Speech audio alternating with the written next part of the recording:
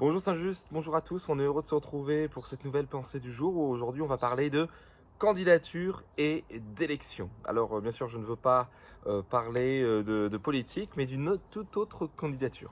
On raconte cette histoire qui se passe au temps de l'esclavage en Amérique du Nord. Et vous savez qu'à cette époque-là, c'est particulièrement développé dans les champs de coton, ce que l'on appelle le gospel, ce genre de musique qui professait l'espérance d'esclaves chrétiens dans la résurrection, dans le fait qu'il y aurait un jugement à venir. Et un maître tout à fait incrédule d'un de ses esclaves possédait un champ, et donc c'est un esclave nommé Sam travaillait dans ce champ. Et il ne cessait pas de tourner en dérision la foi de ce pauvre esclave. Chaque jour, il renouvelait ses plaisanteries et il se plaisait surtout à lui poser des questions embarrassantes. Et un jour, il lui a dit alors Sam, tu crois que tu iras au ciel? Et Sam lui dit ben oui, maître. Alors tu es donc un élu?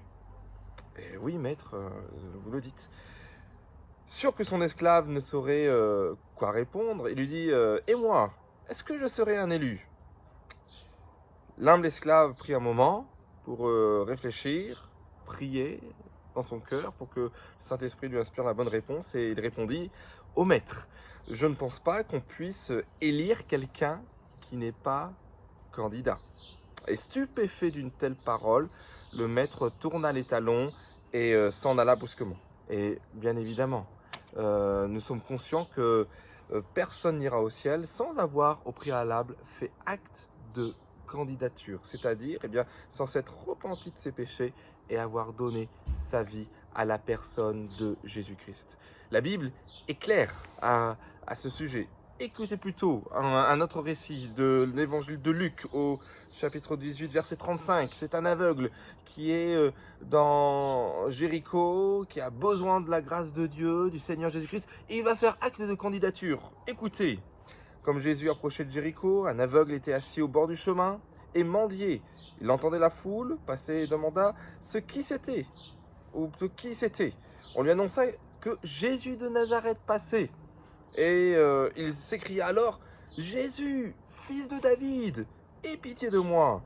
Ceux qui marchaient en avant lui faisaient des reproches pour le faire taire, mais il criait d'autant plus fort, fils de David, aie pitié de moi.